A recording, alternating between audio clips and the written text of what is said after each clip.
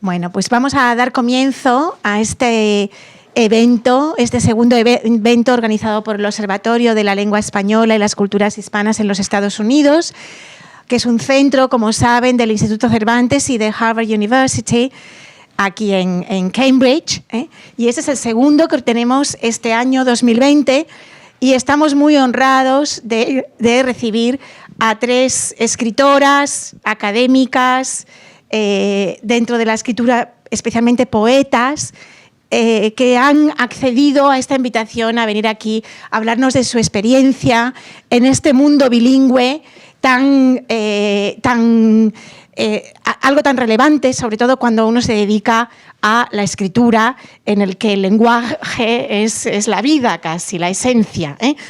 Me van a permitir presentarlas brevemente, antes de cederles la palabra, aunque muchos de ustedes creo que reconocen a algunas de ellas por lo menos muy bien.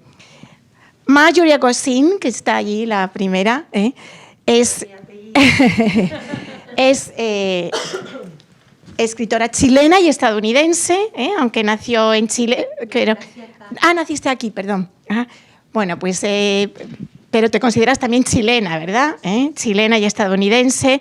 Estudió literatura comparada en la Universidad de Indiana y filosofía en la Universidad de Georgia, y es profesora actualmente desde hace años en el prestigioso Wellesley College de Español y de Literatura Latinoamericana. Y es además una escritora prolífica, tiene muchísimos libros, y entre ellos algunos muy especiales de poesía, como El Ángel de la Memoria, que le valió un importante premio, el Purabell Award, o La Luz del Deseo, también otro premio que tiene es el Latino Literature Prize, y también fue reconocida por el Gobierno de Chile con la Orden al Mérito Docente y Cultural por sus estudios sobre Gabriela Mistral, y por la literatura chilena, la difusión de la literatura chilena en general. Pero además Marjorie es una gran defensora y reconocida defensora de los derechos humanos, de los derechos de las mujeres en Latinoamérica, y ha sido reconocida por ello, por ejemplo, por la ONU, por la Organización de las Naciones Unidas. Así que es un gran honor para nosotros tenerte aquí esta tarde, Marjorie. Clara Eugenia Ronderos, que está en el centro de la mesa, procede de Colombia, o sea que nos vamos hacia arriba, en el continente, en la parte sur del continente americano. Es poeta también, cuentista, crítica literaria y también profesora de Lesley University, donde enseña español y donde investiga también sobre literatura, sobre traducción, sobre teoría postcolonial y feminismo. Entre sus publicaciones se incluyen poemarios como Estaciones del Exilio, Raíz del Silencio, de Reyes y Fuegos. Tiene también ediciones bilingües que reflejan ese mundo bilingüe y bicultural en el que viven, en el que desarrollan su vida y su vida cotidiana y su vida artística y escritora. Y también podemos destacar colecciones de relatos como Ábrete Sésamo o Después de la fábula, de Reyes y Fuegos también, sí. Y además a Clara le apasionan las lenguas, no solo es bilingüe en español e inglés, sino también en francés, y conoce bien también otras lenguas como el italiano, el alemán y las lenguas clásicas, y lo cual es algo muy relevante para este evento, por eso yo también lo quería destacar, el hecho de la lengua, del multilingüismo. Y Emma Romeu, que está aquí a mi lado, es cubana, con lo cual llegamos al Caribe, nos vamos acercando a Estados Unidos y desde abajo del todo llegamos al Caribe. También escritora, poeta, pero curiosamente los comienzos de Emma no son en la escritura ni en las humanidades, sino que Emma es de formación oceanógrafa y geógrafa. Esos son sus estudios en la Academia de Ciencias de Cuba y en la Universidad de La Habana, donde estudió oceanografía física y geografía. Y además sus comienzos profesionales fueron también en ese terreno como técnico de investigaciones en el Instituto de Oceanología de la Academia de Ciencias de Cuba. Pero en esos trabajos, moviéndose en barcos de investigación, descubrió no solo su amor por el mar, sino su vocación literaria, que le llevó a atesorar historias marineras, y más tarde se pasó al periodismo y ya en México se dedicó a esta faceta, publicando, por ejemplo, para el National Geographic Magazine en español y para otras revistas, artículos de muy diversa índole. Dentro de la literatura, además de su poesía, se ha especializado mucho en literatura infantil. Sus libros, por ejemplo, sobre Gregorio, han tenido una colección cuyo protagonista es un niño que se llama Gregorio. Han tenido muy buena acogida tanto en España como en México y también aquí en Estados Unidos. Y ha publicado con reconocidas editoriales tanto de España como de Estados Unidos y como de México. Y tiene unos títulos preciosos. A mí me encantan los títulos que eliges para tus obras, títulos como Los dioses tosen, o El sabio que amaba a los peces, El rey de las octavas, ese me parece precioso, Ahora que me deja un minuto la vida. Bueno, creo que tienes unos títulos preciosos. Pues les dejo con las tres escritoras para que nos hablen de esas ausencias, de esas presencias alternativas que mencionan en su introducción, que vienen producidas por el hecho de vivir en un mundo bicultural y bilingüe, y además dedicarse a la palabra, como lo hacen ellas desde su escritura. Muchas gracias por vuestra colaboración.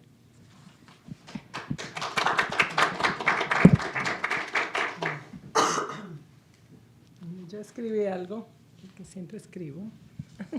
Así que pregunto, ¿por qué nos propusimos como tema para este coloquio escribir desde la ausencia? ¿Qué quiere decir eso? Entonces voy a empezar por ahí.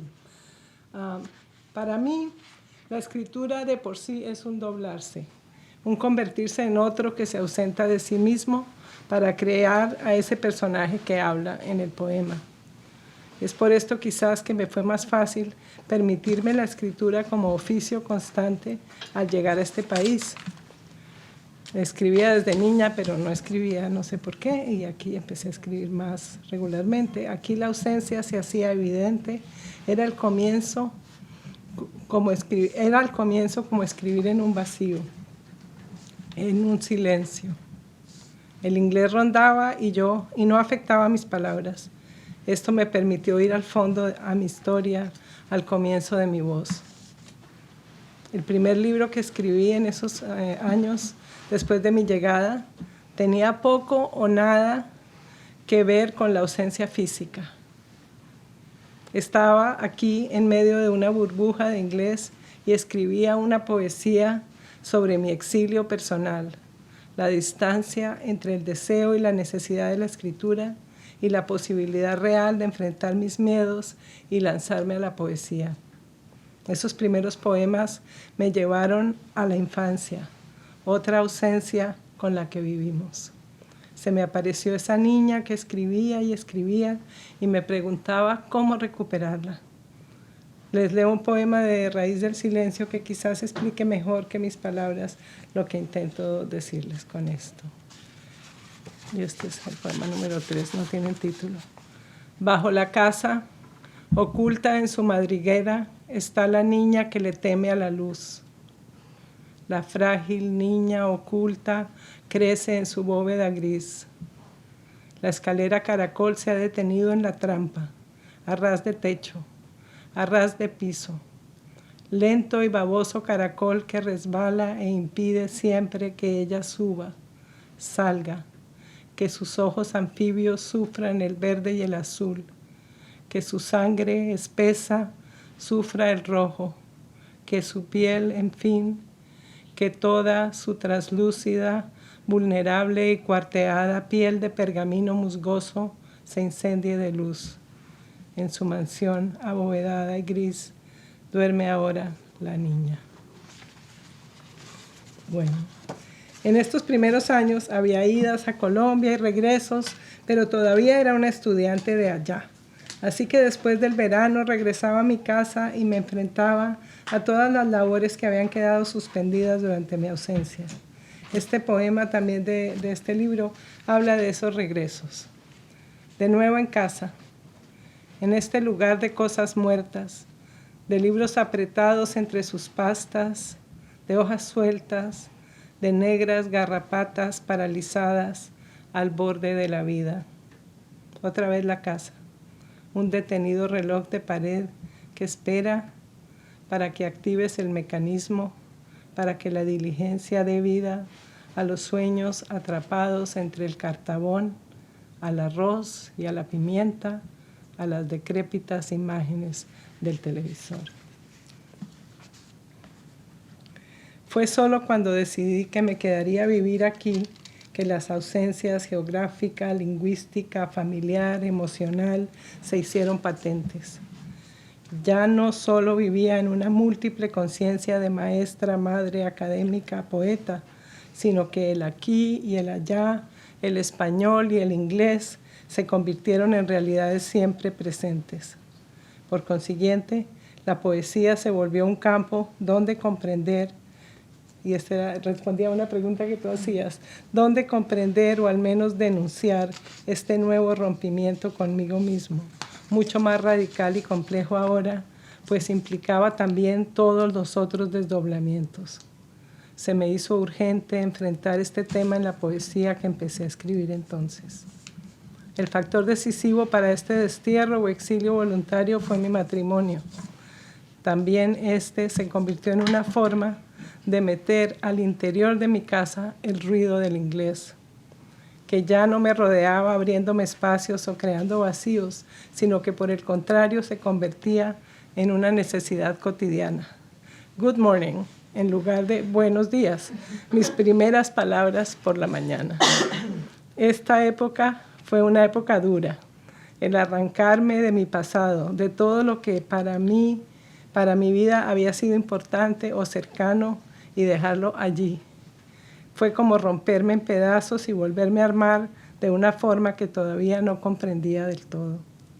Los poemas de este periodo tuvieron mucho que ver con la ausencia, el extrañamiento respecto a los cambios climáticos que las estaciones presentaban y que me admiraban o deprimían, que marcaban el tiempo de una forma que hasta ahora no me había afectado por considerarlas algo pasajero. Lo normal era que todo el año el clima fuera estable, eso era mi normal, ¿no? Con días fríos y calientes, pero sin una regularidad predecible, el trópico, ¿no? Aprendí a oír el weather forecast para no morirme de frío cada vez que veía sol por la ventana y salía tranquila con una blusa delgada en un día helado y ventoso que no había podido imaginar en relación con lo que yo había aprendido desde niña sobre los días de sol. Les leo dos poemas que examinan estos cambios. Y bueno, este poema se ha vuelto un poco icónico. Es el primer poema de mi libro Estaciones en Exilio y se llama Destierro. Tiene un epígrafe de Martí y dice: dos patrias tengo yo, Cuba y la noche. Dos patrias tenía él y yo, ninguna. El límite, la llaga, la zanja oscura en la que la lengua calla en dos idiomas son mi patria perdida. Una maleta es el hogar de mis sueños incompletos a cada lado de la raya. Un lecho como un mapa dividido, un plato de lentejas sin herencia, una ventana eterna de tren, son esa patria que me mira desde lejos. Partir, llegar, ¿de dónde a dónde? Llegar, partir, mi casa home no existe. Soy puente viudo de bordes. Soy esa flor de sangre que en el negro vestido vio el poeta que pasaba. Ítaca ya no existe. Y el otro de este momento que es el norte. En este extraño país me dan exceso de comida y soledad. Sexo en exceso me dan y soledad. oro y tesoros por montón y soledad. Nombres me dan y números y tanta, para mí tanta soledad me dan aquí. Y sueños que soñar me dan, y paraísos y al vapor, presión, velocidad me dan, y soledad. A ti también te venden frascos y etiquetas y recetas de felicidad. Los abres sin encontrar otra cosa que la una y misma sola soledad que a mí y a ti nos dan. Bueno. Entonces, ahí me perdí. También al escribir mi disertación en inglés, me di cuenta que la labor de dominar otra lengua se trataba más de ser dominado por ella, por el prestigio y autoridad del inglés y sus guardianes. Esto fue frustrante, aterrador. Solo la poesía, el convertirlo en un juego, pudo ayudarme a reflexionar sobre una situación que me parecía imposible. Y aquí leo este. Lo encuentro rápido. Aquí. Este se llama Lengua extranjera. Juguemos el juego de la palabra imposible, que solo tú sabes que sabes. Juguemos al juego infinito del nombre perdido. Ayer comprendía tus palabras, ahora las temo. Tu lengua se ha vuelto veneno, supura su lento perfume en mis días, en mis noches. Juguemos golosa o rayuela. Tú tiras la piedra, yo salto en un pie y jamás llego al cielo. La gallina ciega también es buen juego. Yo a tientas buscando lo que no he perdido. Tú mueves tu cuerpo jugando conmigo y yo ya no encuentro sino un muro blanco contra el que me rompo siempre la cabeza, la boca y narices, el alma. Juguemos al juego del amo y el dueño, que puede romperle la espalda al esclavo. El juego sutil del más civilizado, que puede en un gesto romper mi destino. Tú ganas, yo pierdo. Así es este juego. Tú sabes, yo ignoro. Tú ordenas, yo juego, yo bailo a la música que toque tu flauta. Juguemos, juguemos, sigamos jugando sin fin, sin arte ni parte, sin pies ni cabeza. Juguemos al juego imposible de quítele un poco y póngale más, de meta la pata y saque la herida, de rompas el cuero y pierda su centro, su tiempo, que ya lo perdió.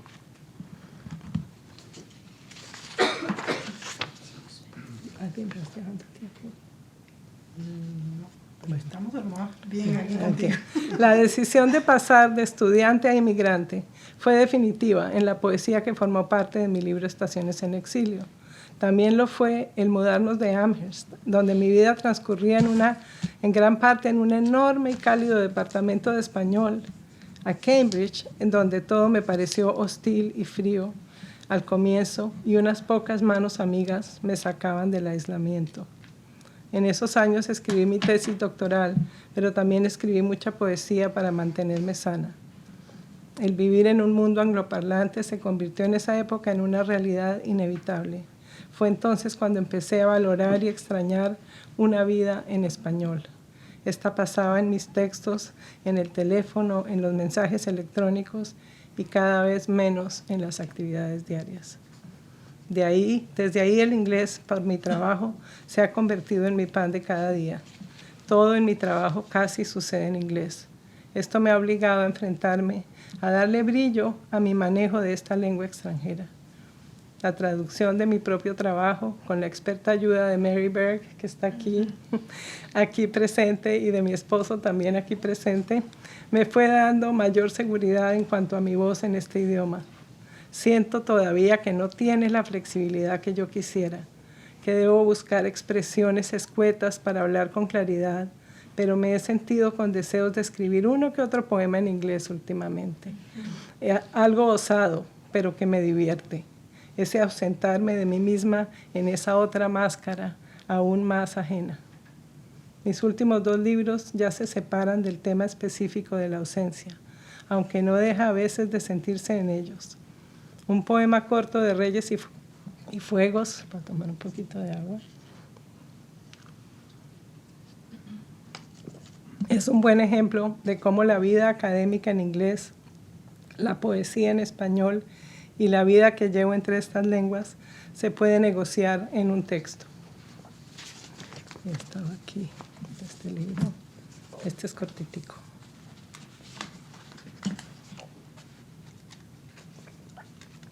Se llama Leyendo a Gilgamesh. Esto es un texto que enseño en World Literature. Entonces lo leo todos los semestres. Y dice la cita, May a crossroad be your home. Y esta es la maldición que se le dio a Chamat. Encrucijada por hogar le dieron a la que había dado al hombre su humanidad. Maldita ahora ante la muerte del héroe. Encrucijada por hogar, pensaba yo, y a mí, ¿quién me la dio sino el amor? El hombre que me hizo humana por fin, completa en el no estar ni aquí ni allá.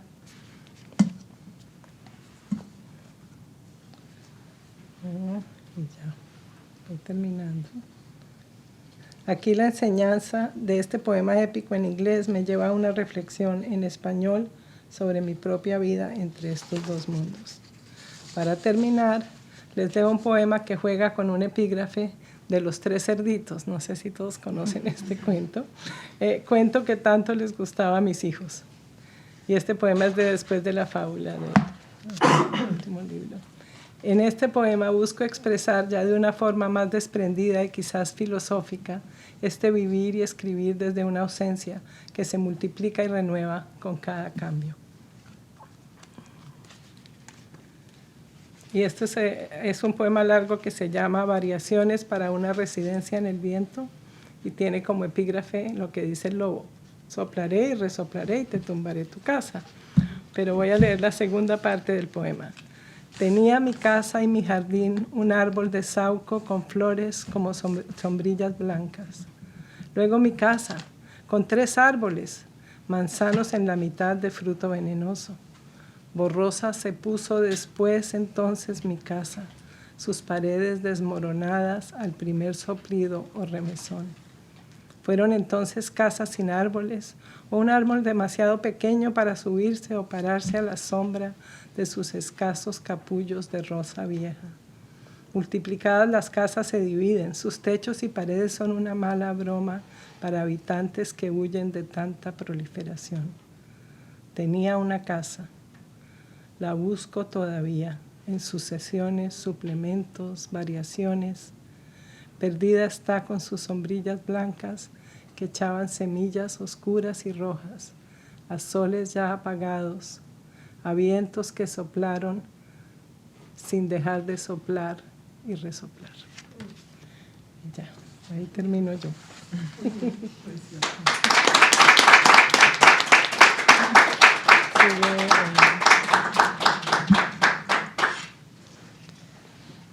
Bueno, pues esta es la segunda ocasión en que tengo el honor de ser invitada por el Instituto Cervantes. La primera fue en Nueva York a causa de mi obra para niños, que fue una experiencia... Estoy con el agua. Perdón. No, Ya. Ya. Pues bueno, fue una experiencia entrañable esa de ir al Cervantes con mis libros para niños en Nueva York, con la comunidad de maestros bilingües, donde como habanera me sentí entre el rascacielos y mi abecedario, ¿no? Cuando esto ocurrió, yo no había publicado ningún libro de poemas y estaba lejos de imaginar que mi próxima invitación sería justamente a causa de mi poesía. Agradezco al Instituto Cervantes en Harvard esta invitación, a su directora ejecutiva Marta Mateo, que lo hace sentir a uno en este sitio siempre en casa, y no son solo palabras, y a Clara Eugenia Rondero y Marjorie Agosin, poetas de larga trayectoria que me han aceptado a bordo en esta travesía de hoy. Hay algunas preguntas que son claves en este encuentro. Una, ¿te acompaña la poesía como un recurso personal al enfrentarte al nuevo entorno que es otro país, otra lengua? Mi respuesta sin ambajes es sí. La poesía me ha ayudado a plantarle cara a todo el extrañamiento que creó en mí el desconocimiento de una sociedad que se mueve de una manera muy distinta a lo que a mí me resultaba asible. también por mis limitaciones con el idioma y por ser esta mi tercera migración a un país desde que salí de Cuba. Quizás a la vez ese aislamiento me ofreció el espacio-tiempo que reclama la poesía para aflorar. Así, hasta que empecé a renacer en cada cosa que llamaba mi atención, que me emocionaba, como por ejemplo esos bancos en parques y otros lugares con nombres dedicados a personas que se han querido y desaparecieron, una costumbre que yo no conocía. O me acerqué más a la naturaleza de los Estados Unidos y creo que empecé a tender puentes más sabios en la comunicación con las personas de este país. Un poema que escribí en un viaje a la costa de Florida, inspirado justamente por uno de esos bancos que mencioné, es el siguiente. Las olas de enfrente. Es temprano en el Golfo, en la Florida, y estoy sentada en el banco de Gabriel, que amaba mirar las olas. Lo sella la inscripción que a alguien lloró en bronce en la madera. Me siento acompañada por Gabriel en sus ondas. ¿Quién la habrá amado tanto para hacer renacer cada vez su mirada en cada caminante que buscara refugio en este banco, en cada pensativa muchacha enamorada, en cada solitario de las dunas? No he tenido la suerte de Gabriel. No hay palabras escritas en mi sitio, en mi orilla extirpada. Allá donde morí desde hace tiempo, donde otros usaron mis vestidos, gastaron mis cerrojos, pretendido mi vida como si hubiera muerto. Y no como la incorpórea Gabriel, que es también esa nube y aquella caracola, y es garza y pececillo, sino que allí seré la de la doble muerte, porque ya desde ahora nadie acompaña mis olas, como al alba acompaño yo en su banco, desde esta otra orilla, las olas de Gabriel. Otra de las preguntas es acerca de si uno piensa que escribiendo en inglés haría un trabajo similar a lo que hace en su idioma, o si te llevaría a otros ámbitos. Acerca de un posible deseo por mi parte de escribir en inglés, debo reconocer que solo muy recientemente he visto que hay palabras inglesas que vienen en mi auxilio cuando busco el término justo. Sobre todo, esto ocurre después de mi experiencia en el trabajo conjunto con el traductor de 2 de mis libros de poesía. Aprendí con él, Michael Glenn, mucho de las virtudes del inglés en la expresión poética, y aun cuando estoy lejos de dominar bien el idioma. Pero todavía no siento el verdadero deseo de escribir un poema en inglés, y no sé si alguna vez yo llegue a ese punto. Ojalá. También hay una curiosidad de cómo uno consiguió empezar a publicar sus libros. Entonces, bueno, mi historia en publicar libros se inició en España con una anécdota que vale la pena contar. Yo acababa de llegar a México y caminaba de una editorial a otra en el corazón de la crisis económica en 1994, justo cuando las editoriales se mostraban aterrorizadas de publicar a nuevos autores. Y andaba por la ciudad, se imaginarán, rompiendo zapatos, 3 pesos en el bolsillo, abrazada a mis manuscritos, tocando puertas, donde siempre muy en el estilo elegantísimo mexicano me daban un no muy definitivo. Pero entonces, a la vez, en España, una profesora canaria, promotora de la lectura y amiga, en una feria del libro en Madrid, tuvo a bien entregarle una copia de mi original a la representante de Alfaguara, a quien ella conocía. Y Alfaguara se interesó en publicar mi libro. El único detalle es que en el manuscrito que le envié a mi amiga para conocer su opinión, yo no había escrito mi nombre, mi dirección, ni mi teléfono, ni teníamos correo electrónico, ni nada. Y a la persona que a mi amiga tampoco se dio cuenta de eso. Entonces, Alfaguara tuvo interés en publicar el libro y la editora nunca recordó quién le había dado el libro.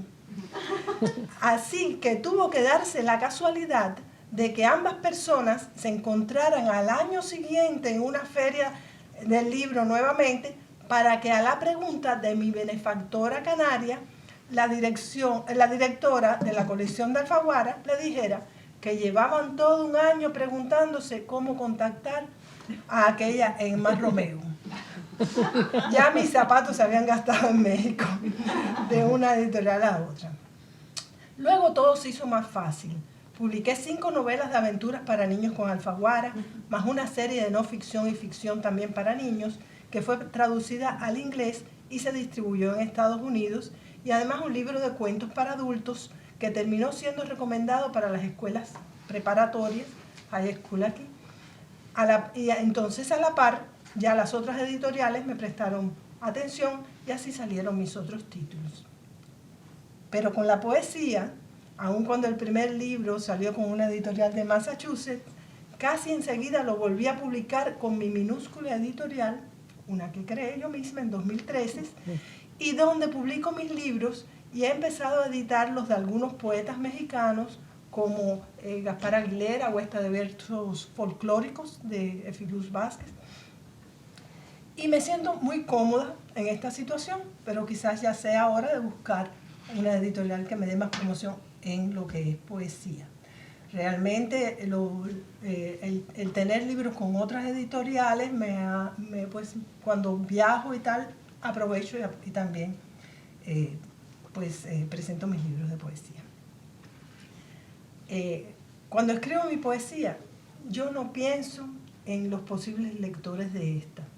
Cuando escribo para niños, por mi oficio de periodista infantil que ejercí durante un tiempo en Cuba, pues sí tengo que tener en cuenta el lenguaje y uso ciertas técnicas.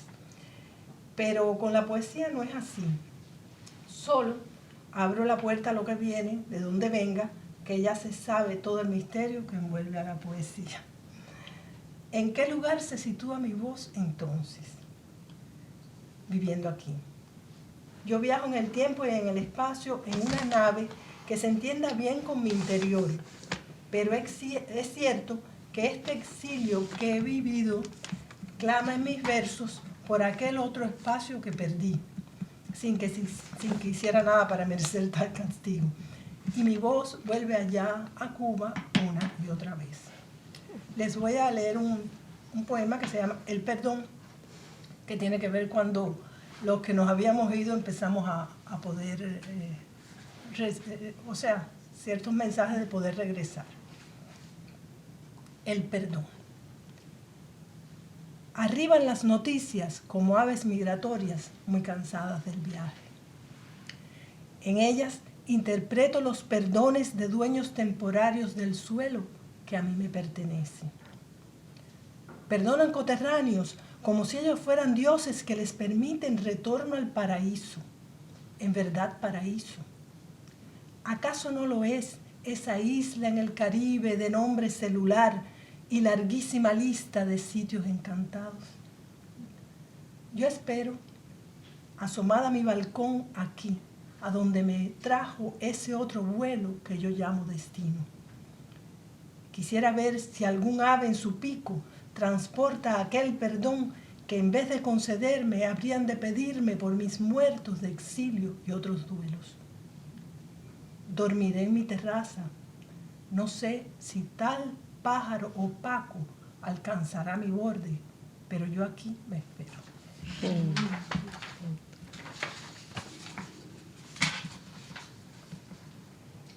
Bueno, pues a la pregunta de si la ausencia es una realidad latente en mi poesía o un tema explícito, ya lo han visto, lo es.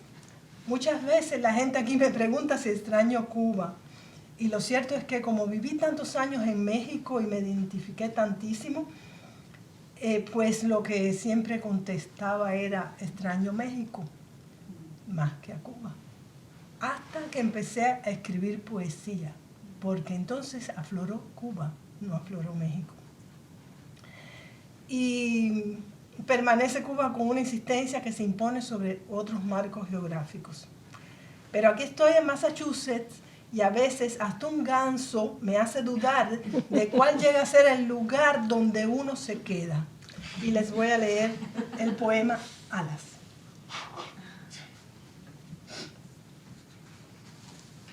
Alas. Una hoja prefiere despedirse que aguardar el invierno. El lago, el ganso y yo la miramos caer. Estamos silenciosos, precavidos. La nieve llegará con su punta enervante a recordar que nada es permanente. Y el ganso se apresura a partir en su poder, el más grande que existe, el de las alas. El lago, como siempre, vivirá del recuerdo. Mientras yo me busco otra razón para quedarme una vez más a la espera del frío, que no sean razones de vencida, que no sea ese manto que cubre otra ciudad o aquel pasado que se ha vuelto postal a fuerza de dejarlo en los renglones, otra forma de nieve. Entonces me convenzo de que si me marchara, carecería el ganso en su regreso de unos ojos que lo reconocieran. No quiero para el ganso soledad que conozco. Vuelvo a pilar la leña, me ajusto la pelliza y espero su llegada.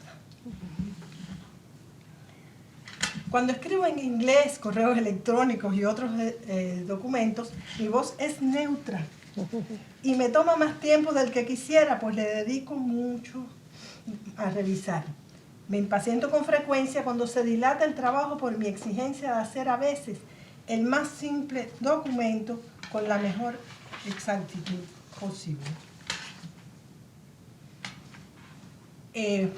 Restringo en inglés lo refinado del humor o la ironía y he aprendido a esta nueva manera tan comedida por experiencias extremas de esas que se nos dan a los que no hablamos bien el idioma, que lindan en el ridículo, pero en el límite superior, que para sobrevivirlas he tenido que echar mano de un sentimiento de autoindulgencia muy fuerte. En los temas sobre mi identidad, como mujer nacida en Cuba, que creció y trabajó en el socialismo por 34 años, al igual que otros matices de identidad que me conforman, se topan al tratar de expresar dicha identidad en inglés muchas veces a causa, o sea, tengo dificultades de giros que no domino en el inglés. Diferencias en las culturas que a veces no he comprendido. Falta de comprensión hasta en el lenguaje corporal de este nuevo sitio a donde yo vine a vivir.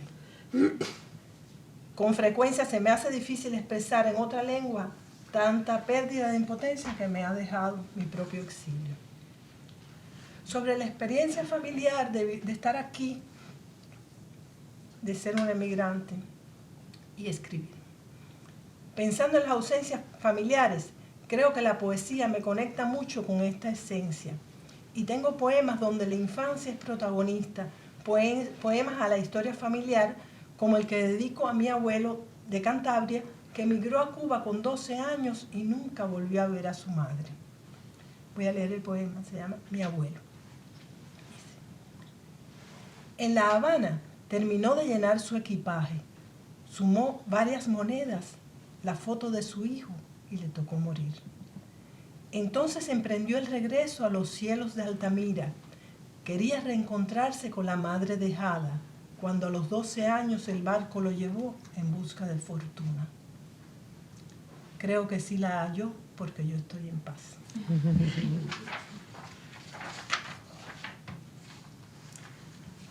Bueno, tengo todavía un minuto.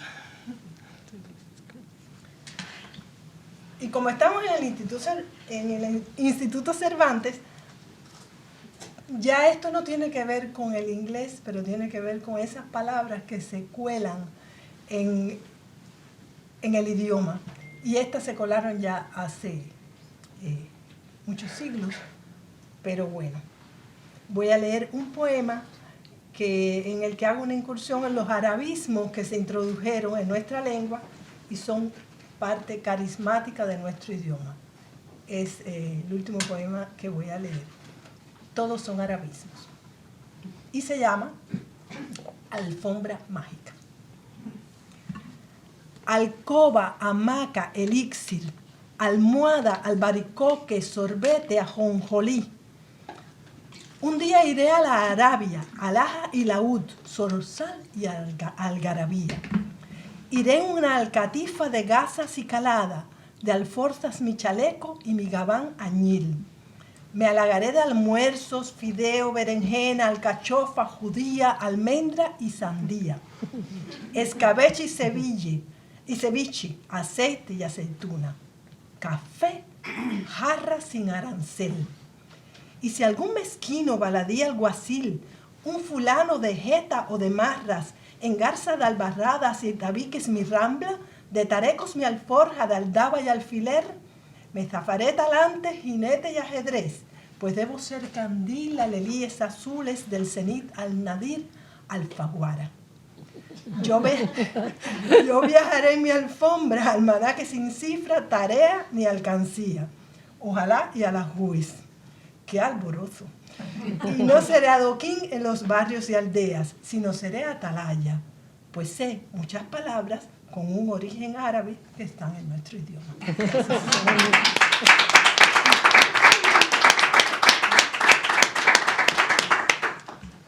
Gracias. Bueno, gracias Marta,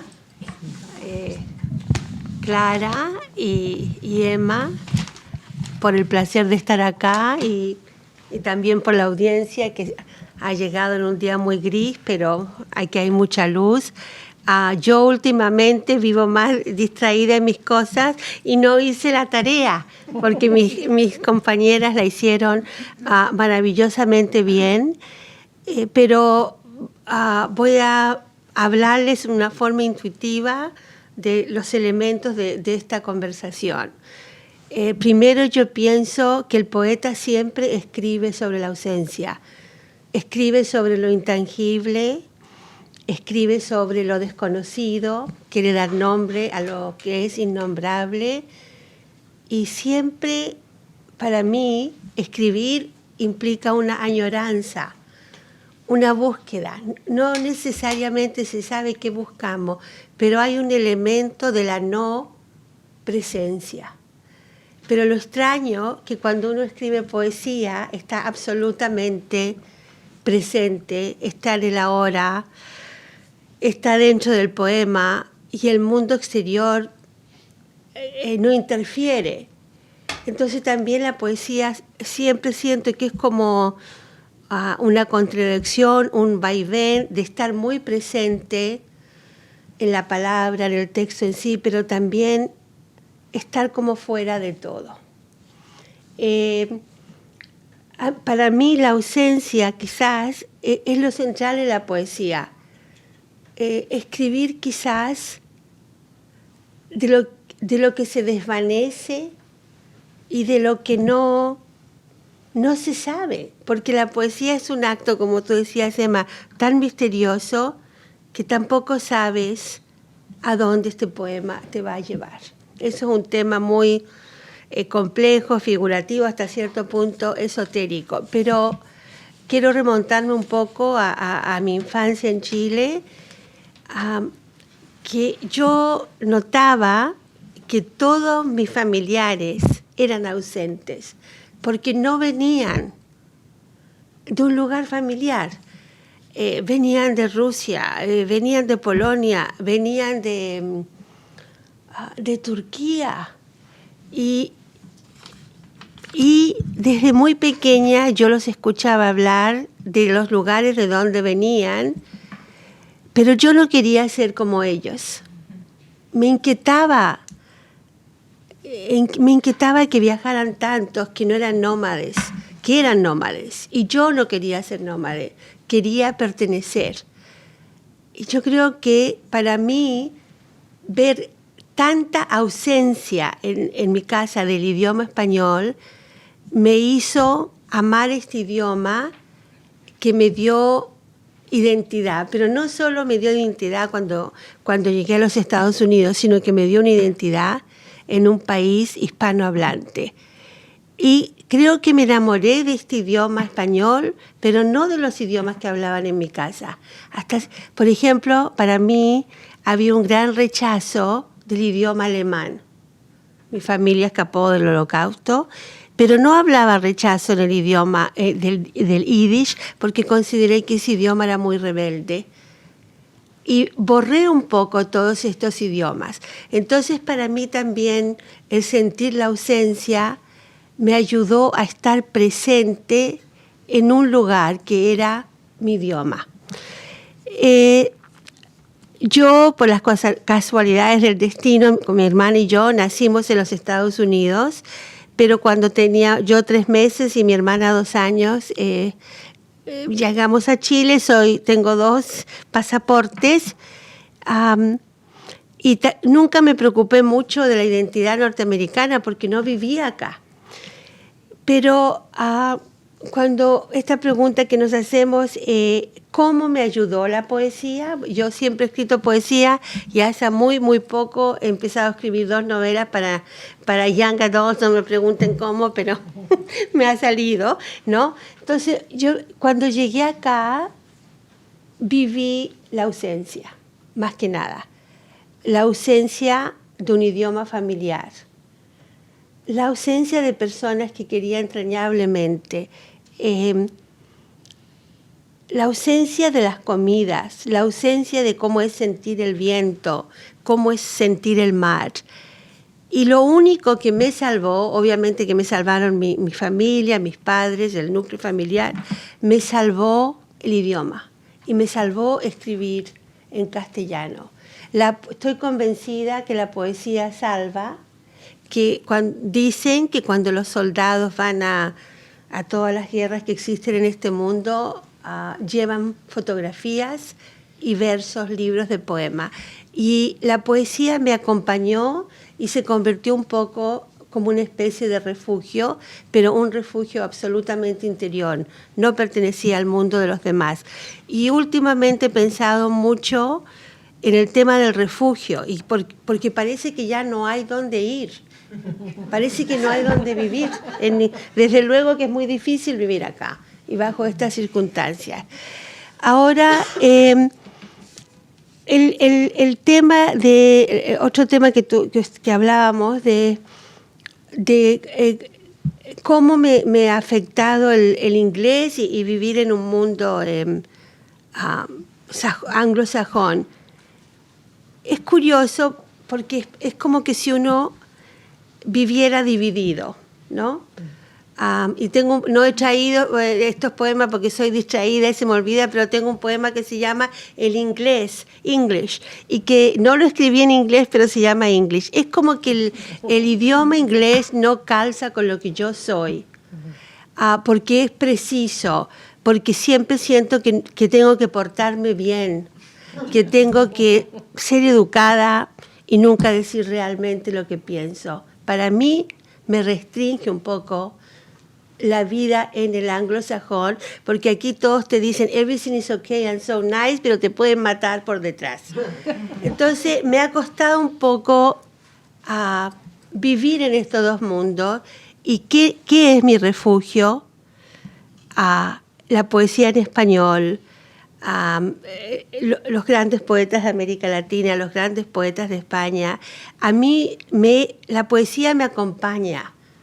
No solo mi poesía, pero la poesía de los otros. Y es el único territorio donde yo no me siento ausente. Ahora he vivido aquí mucho más años de lo que he vivido en Chile.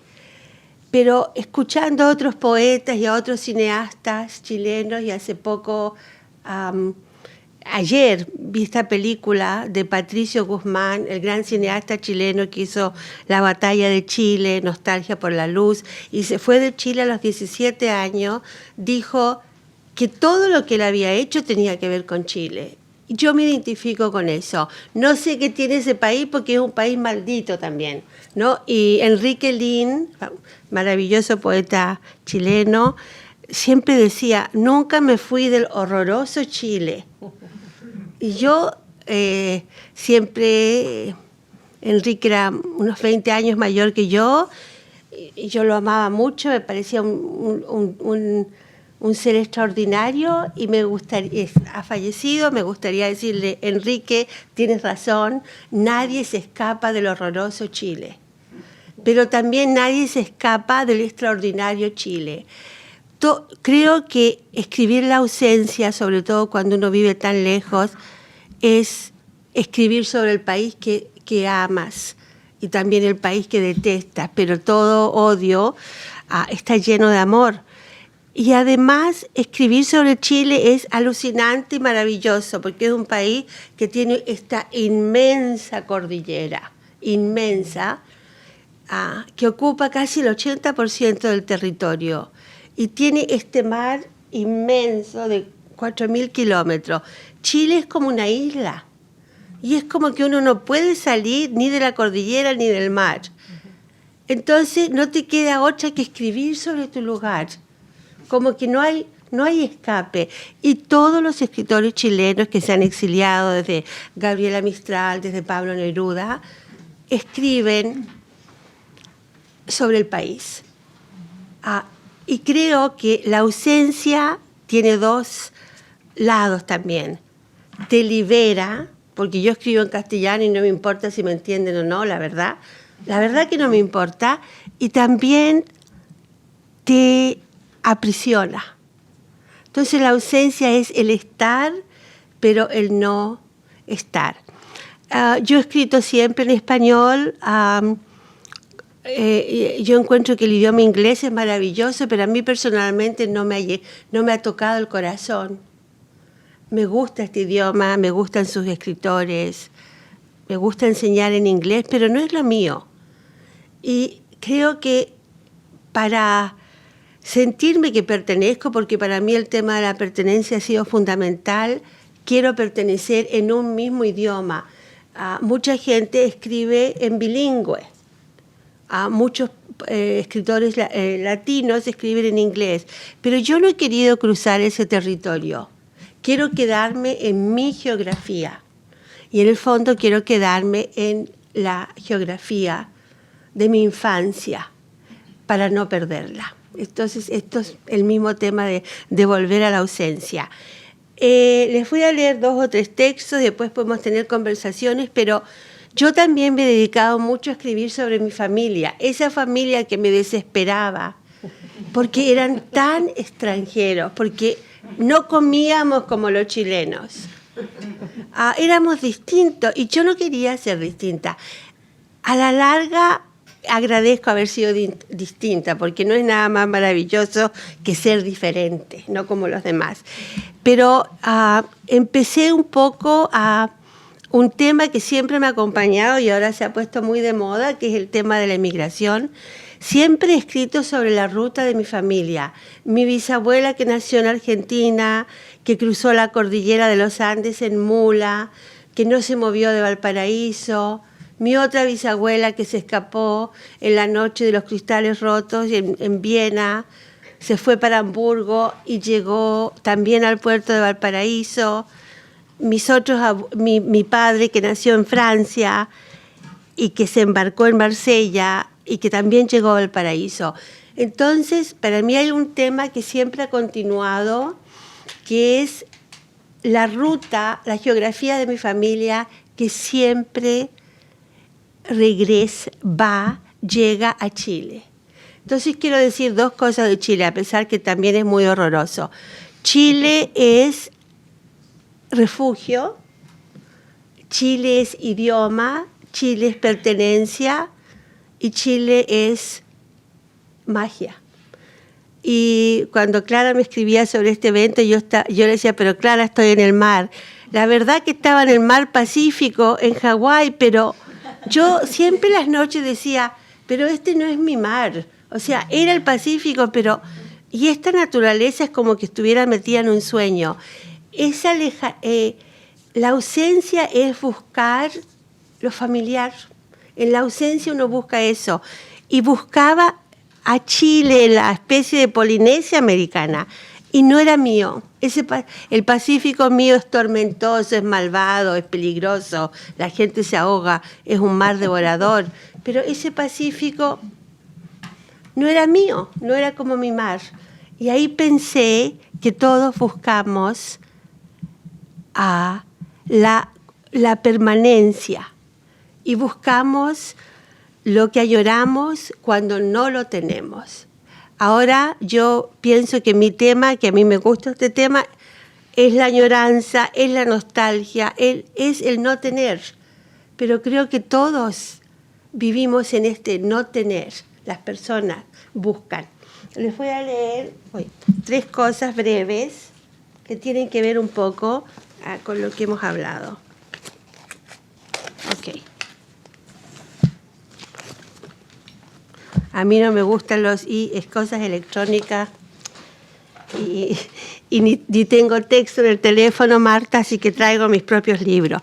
Pero curiosamente se hizo una revista que se llama Puentes a Cuba y me pidieron que escriba algo sobre mi casa en Chile, porque encontraron una similitud entre Cuba y Chile. Aunque no creo que tengan mucha similitud, solo el idioma. Ok, este tiene que ver con la pertenencia y el sentir la ausencia. Y se llama La casa. Y Clara está en este libro también. La casa entre el cielo y el agua. La llamábamos el ala del viento. Ahí conjuramos secretos, las historias de la noche, cuando el silencio se hacía canto. En ella aprendí que la poesía tenía rostro de río, a no temer a los fantasmas y a transitar con ellos entre las nieblas. La casa tenía puertas azules para espantar a los malos espíritus, y mi madre solía asomarse por las noches a mirar el mar desde ella. Casa entre el cielo y el agua, casa con un ala de viento. En ella anoté mis primeras palabras. Apoyé mi rostro en sus paredes de piedra, me desnudé en la abundancia de mi alegría, en aquella casa donde recibí mi primer cuaderno para anotar los sueños. Un día huimos del país, un día huimos de ella. También temíamos que la vinieran a demoler.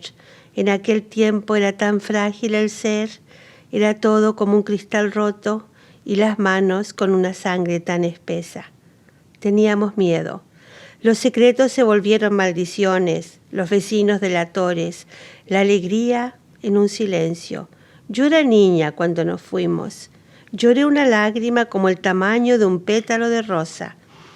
Cuando de ella nos fuimos, no cerramos las puertas, no creíamos en los candados, pero supe que regresarían los muertos a habitarla.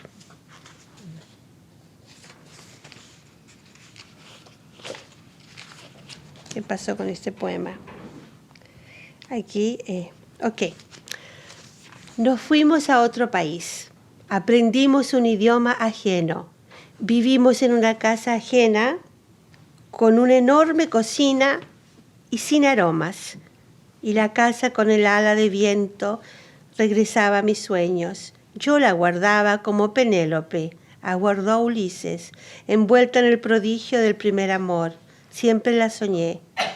Y la guardé como quien guarda un beso o un secreto, esa casa pequeña y abundante, donde mis padres encendían el fuego y nos contaban historias azules. He tenido otras casas y andado en tantos lugares, pero es en ella, la casa del ala del viento, donde regreso para en ella vivir y envejecer.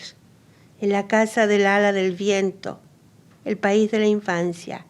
En ella mi memoria guarda, con su puerta azul, sabe mi nombre, me cobija en su ala, regreso a ella para encontrar quién fui y quién soy. casa de cielo y agua, casa llena de sonidos, casa de lluvia, casa de luz, casa donde aprendí a decir ahora, tal vez adiós. Y otra vez este poema está dedicado a mi abuela. Y quiero buscar este que dice: mi abuela murió en Chile. A ver.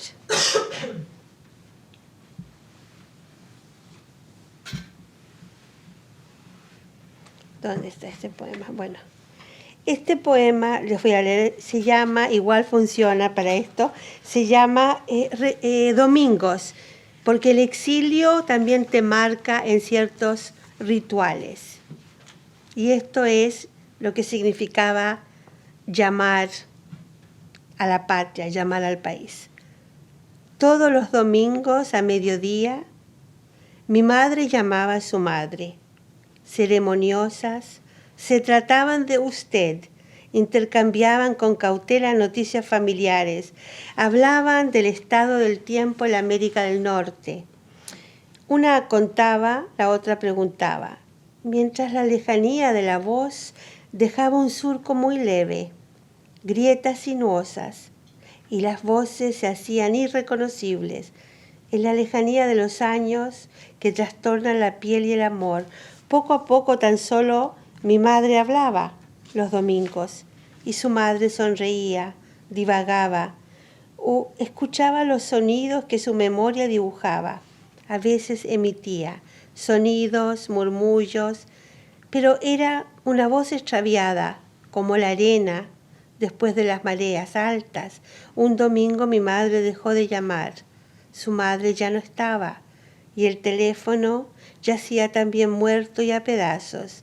Ya no habrán más domingos para repetir las ceremonias del amor o del desamor, ni para intercambiar saludos, ni para pedirse perdón, ni para preguntar todo lo que no se pudo. Los domingos al mediodía, mi madre acaricia las piedras.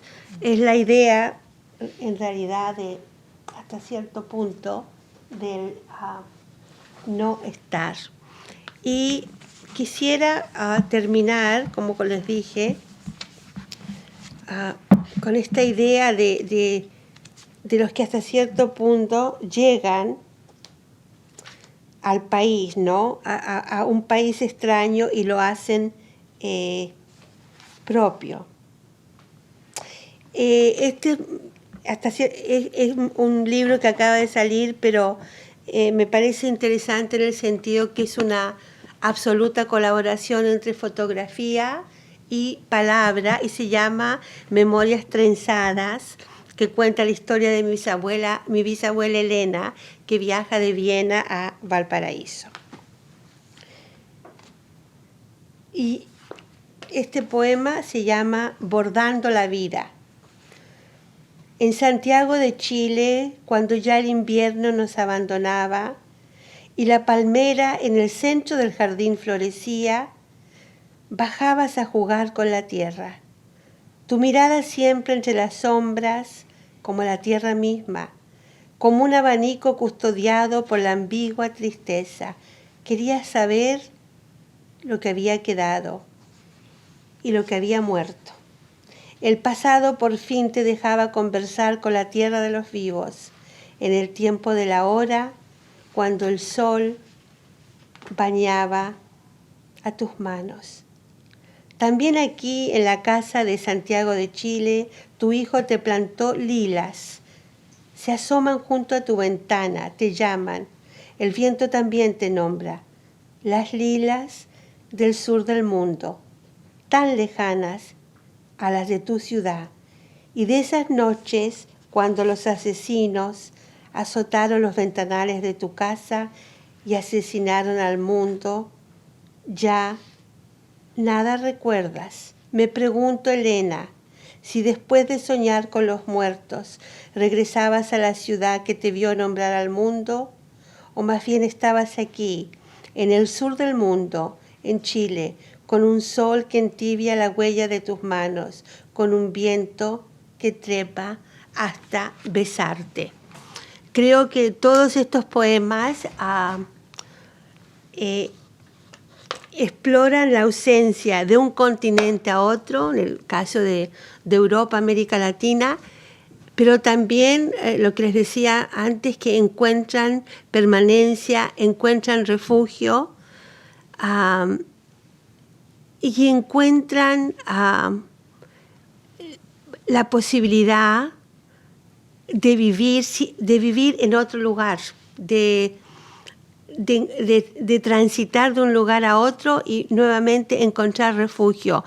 Entonces, para terminar esta conversación tan interesante de escribir en la ausencia, yo creo que la poesía es muchas cosas. Hoy día pensaba que es una memoria fugitiva que aparece y luego desaparece, es un momento, pero también creo que la poesía es refugio frente a la crueldad de la historia.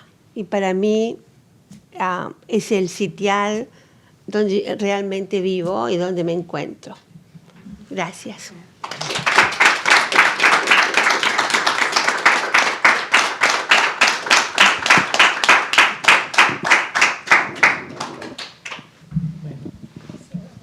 Primero quiero pedir excusas. A las 3 creo que podemos abrir un turno de preguntas. Sí. No, preguntas, sí. A ver, John. Le vamos a pasar el micrófono. Esto es para la grabación, no es para amplificar el sonido. Hola, buenas noches. Ustedes tres poetisas increíbles han tenido la experiencia de ser traducido. Hablan de la poesía como un refugio, como la identidad, como el lugar en que uno mantiene como la casa. Pero ¿qué pasa con esta casa cuando el poema está traducido? Bueno, yo como escribí el poema de la casa, June, a lo mejor sé algo de esto. La maravilla de la poesía, que no importa a qué lenguas ha sido traducida, sigue siendo un poema. Pero sigue siendo tuyo.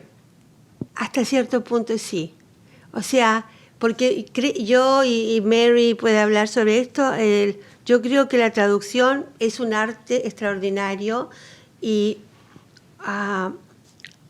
un poema en un idioma, al ser traducido al otro, también tiene una vida extraordinaria y hasta cierto punto puede tener una vida distinta, pero dentro de todos sigue siendo nuestro. Yo no creo que la traducción, traidor, nada de eso. Yo creo hasta cierto punto que sería muy lindo pensar que la traducción es una especie de continuidad en un idioma a otro, en una visión a otro, y que es inseparable, en un mundo idealista, en un mundo de inocencia, que la relación con el poeta que escribe en un idioma y el traductor es de una profunda hermandad, solidaridad, fraternidad, y que no son dos mundos distintos. Y yo pienso así, que yo también siento que cuando algo mío se traduce en inglés, yo también estoy ahí detrás. No estoy tan presente como en español, pero también existo en otro idioma. Eso lo siento, sí. Sí, a mí me gustaría decir sobre eso. Yo le doy muchos créditos a mi traductor, magnífico, pero trabajamos juntos muchos días, meses. Entonces, ahí se creó algo que bueno, yo nunca solté el poema, pero él, a su vez, él tiene también es su poema, es cierto, porque a la vez que ya lo lleva a su manera de sentirlo, a su manera de decirlo, de cierta forma también es un poquito el poema de él, pienso yo. Pero sí, como en mi caso particular tuve esa suerte de poder trabajar con él, pues entonces no lo solté totalmente. Sí, yo estoy de acuerdo con lo que que han dicho Marjorie y Emma. Bueno, yo he trabajado en mis traducciones con Mary por años. Hemos trabajado juntas y siento que tenemos una empatía, una manera de no sé, que es una... El traductor es el lector ideal. Es el lector que uno quisiera, ¿sí? Un lector que entiende, que quiere entender cada palabra, que quiere entender cada imagen, cada sentido. Y en ese sentido, pues es un goce, un regalo muy grande que un traductor le hace a un poeta, porque requiere una gran generosidad de entregarse a la voz de ese poeta. Tuve una experiencia rara, hace poco estuve leyendo en el New England Poetry Club en Concord y leí traducciones de poemas y al final me atreví a leer los que yo escribí en inglés. Y lo interesante fue que el público, alguien en el público me dijo, me gustaban mucho ambos poemas, pero parecen escritos por dos personas diferentes. Y es curioso porque, claro, yo juego con el lenguaje, lo tuerzo, y Mary puede hacer lo mismo con el inglés. Entonces ella reproduce o también juega y le da... En cambio, en inglés tengo que escribir más simple, más sencillo, porque no tengo esa flexibilidad, ¿no? Entonces sí, la traducción sí nos da esa otra vida en otro idioma, en otro lugar. Yo creo que es indispensable. Gracias. Buenas tardes, muchas gracias. Quería comentar dos cosas. Bueno, una es una pregunta para las tres y tiene que ver con la disciplina. ¿Ustedes tienen disciplina? Quiero decir, se levantan por la mañana y dicen, yo tengo un amigo poeta que dice, me levanto y me siento en la cocina con mi café y todos los días escribo. Y yo me pregunto, yo modestamente escribo también, pero hace meses que no escribo nada.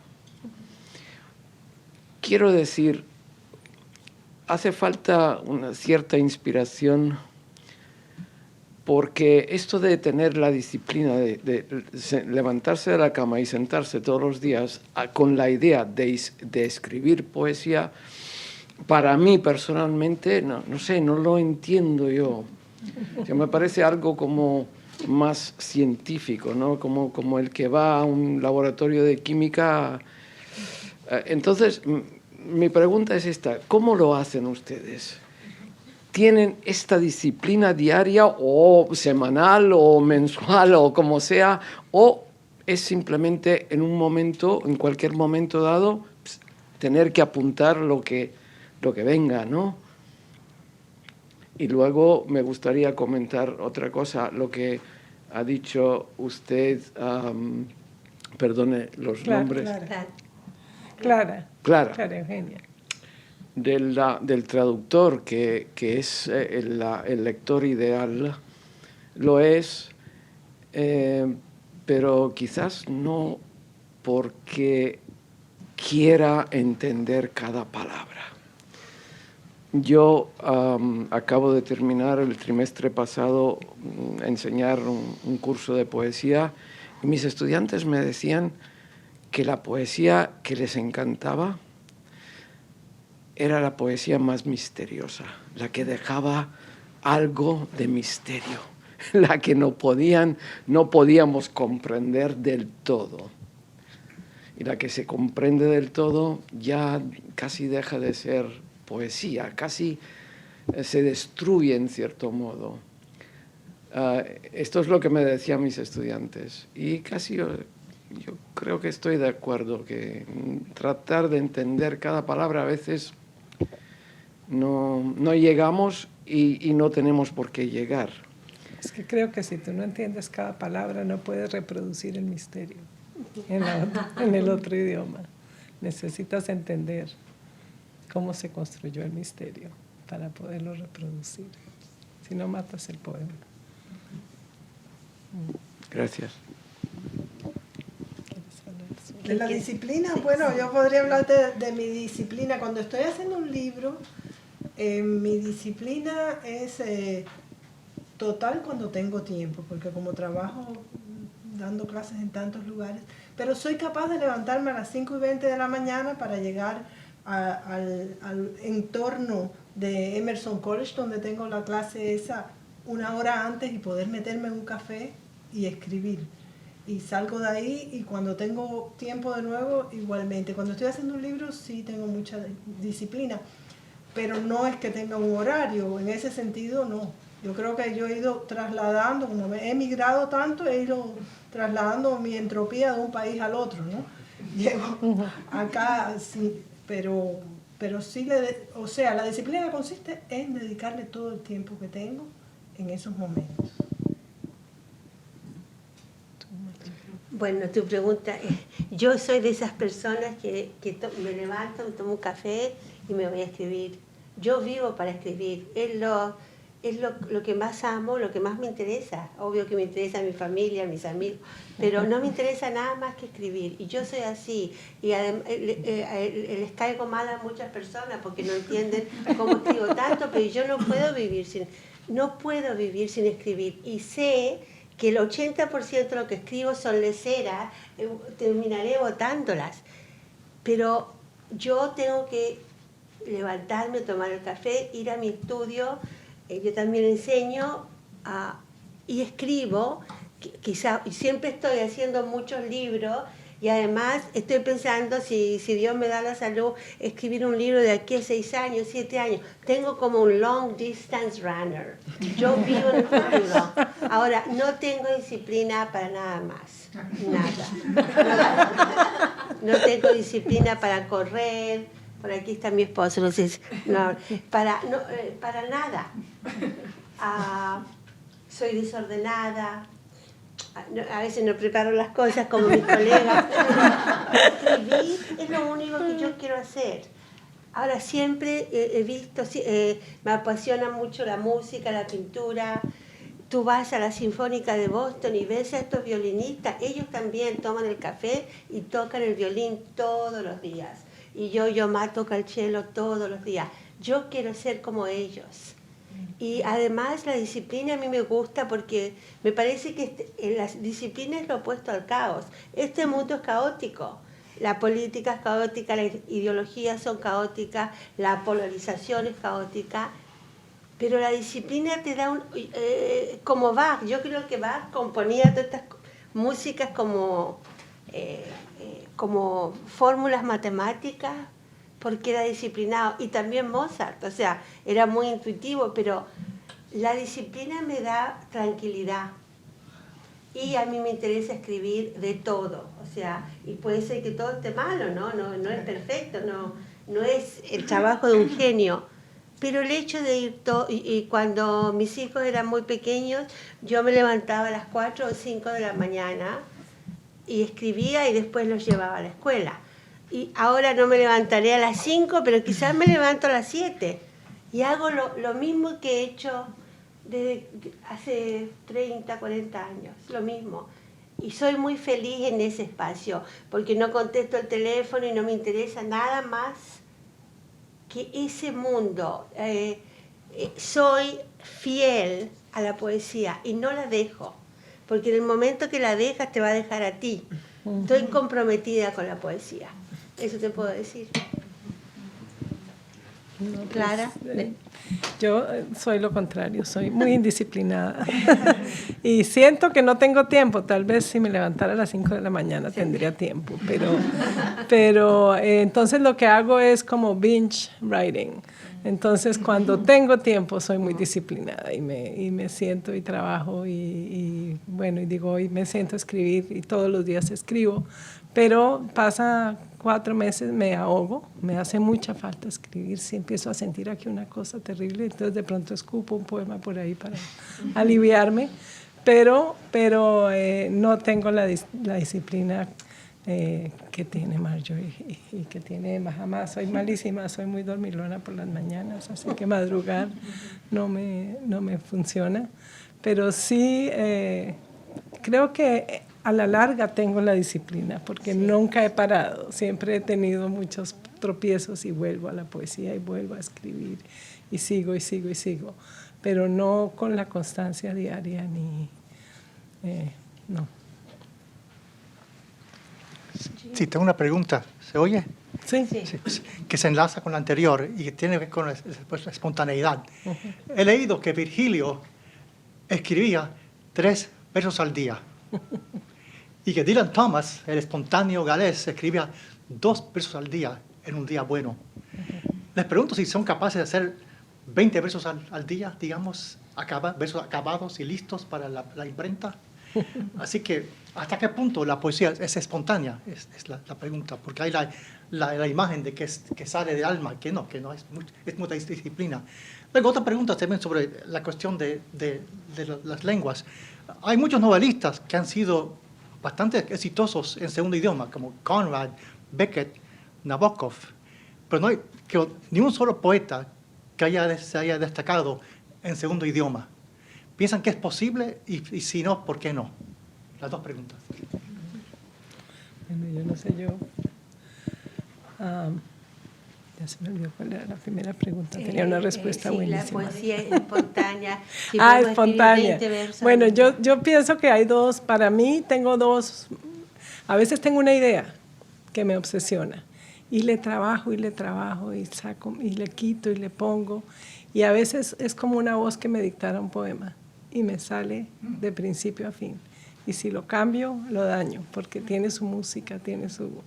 Entonces tengo esas 2 como modalidades. Hay poemas muy trabajados que me cuestan porque quiero decir algo y quiero trabajarlo. Y hay poemas que fluyen. Y de golpe un día estoy bien, tengo tiempo, relajada y puedo escribir 3 poemas. Y después no puedo escribir en meses. Así que, bueno. Esa es mi respuesta. O sea, yo creo, Jean, que cuando se escribe, se crea un buen poema, tiene que tener ese maravilloso momento de la magia, la espontaneidad, la intuición. Si no, es algo cotidiano y hasta podría ser algo vulgar. Pero es muy difícil escribir 20 versos al día porque esa magia no puede suceder todos los días. Pero sucede, por eso que Mary Oliver siempre decía en su manual de la poesía que había que acudir a una cita con la poesía. Es como que si Romeo le dice a Julieta, encuéntrate conmigo en Verona, y si Romeo no va y Julieta no va, no pasa nada. Entonces tienes que acudir a esa cita. Ahora Virgilio, Dylan Thomas, lo que escribía, pero estoy segura que escribían esos 2 versos, pero se la pasaban todo el tiempo pensando en el futuro de esos versos. Es decir, como está el instante que escribes o escuchas una melodía, pero seguro que pasabas todo el tiempo en eso. ¿Y cuál era tu otra pregunta? Si es posible ser buen poeta o gran poeta en un segundo idioma. Esa pregunta me ha encantado porque yo creo que no. No he conocido, por ejemplo, Conrad, como dice, o hasta Nabokov, pero yo creo que no. O sea, escribió francés, ¿no? Ahora en mi clase estamos leyendo a Huidobro y yo creo que todos los poetas chilenos son malos. Huidobro es bueno. He descubierto a Huidobro. Huidobro escribió en francés, sí, pero siempre decía hay que escribir en otra lengua, en Altazor. No, pero igual la poesía es traducible, pero como tú dices, ese misterio es casi imposible traducir el corazón de la poesía.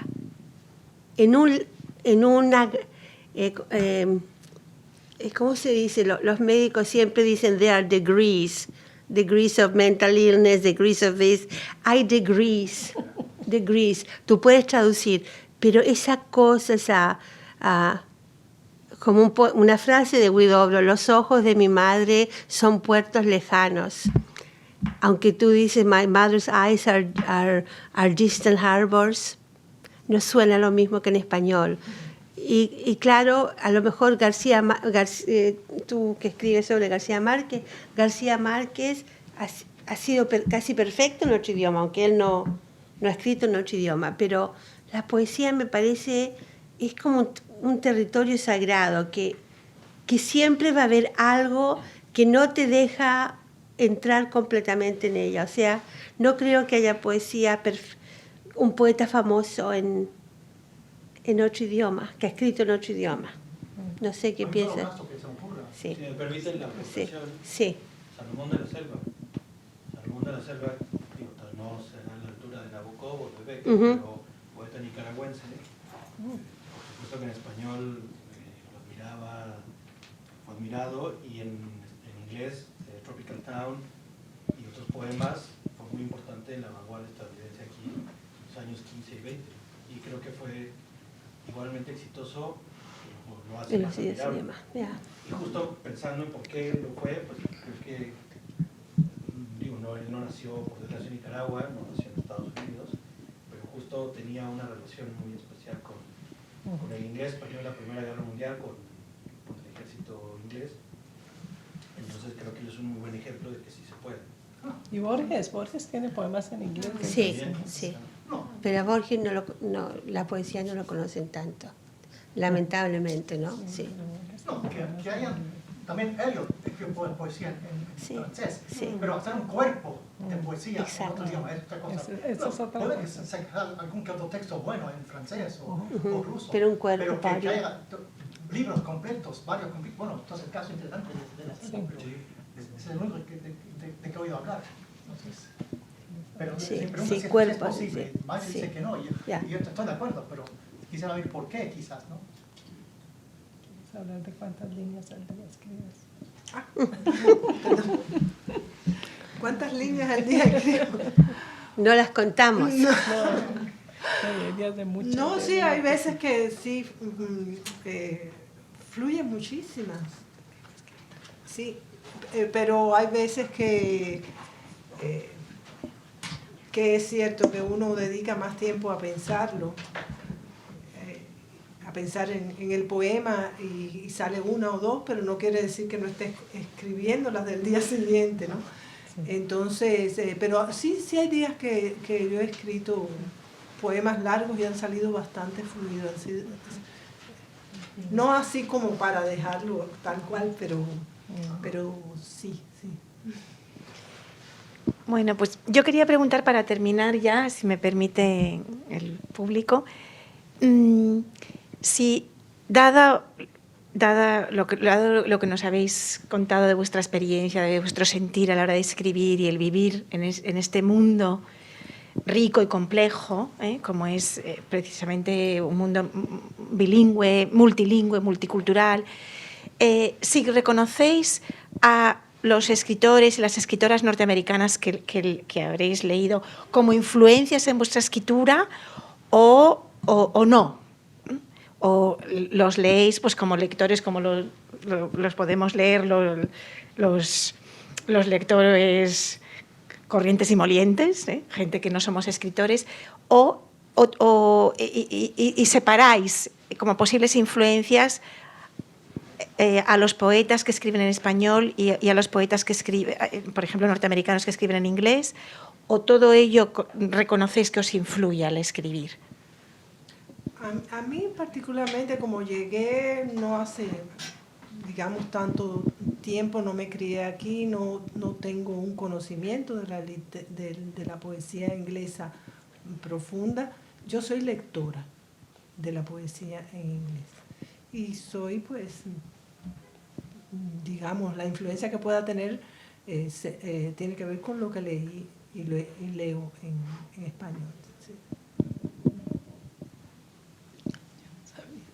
Creo, tu pregunta, Marta, que al principio a lo mejor todos nos influenciamos por la literatura latinoamericana, española, porque está en nuestro idioma, pero después cuando uno como que se empieza a sentar en la realidad, en tu nueva realidad, en un nuevo país, empiezas a descubrir a poetas que no escriben en tu idioma, como muy contemporáneas, Adrienne Rich, Mary Oliver, Barbara Kingsolver, y en estos últimos 20 años ellas me han como influenciado en tener un sentido del paisaje norteamericano, a las costas de Maine, o volver a Emily Dickinson, y es como que ya me siento más como a gusto en un nuevo país, y me siento acompañada por estas mujeres que no escriben en castellano, pero que también son extraordinarias. Y creo que eso me da como un sentido importante de también pertenecer a esta América del Norte a través de la poesía. Sí, yo no sé, pienso que hay poetas que le hablan a uno y no importa en qué idioma le hablen. Entonces, si hay ideas y, no sé, Szymborska, por ejemplo, que la he leído en español y en inglés, nunca la he leído en ruso, pero es una poeta importante para mí. Tal vez lo que hace falta de leer en español es los ritmos, es el goce de la palabra. Eso solo lo puede uno sacar de la poesía en español. Pienso yo. Muy bien, pues muchas gracias. Creo que vamos a dejar descansar a nuestros 3 poetas. Les agradezco muchísimo su presencia hoy aquí, a todo el público. Creo que ha sido un evento precioso, muy enriquecedor, y de verdad os lo agradezco de corazón. Gracias.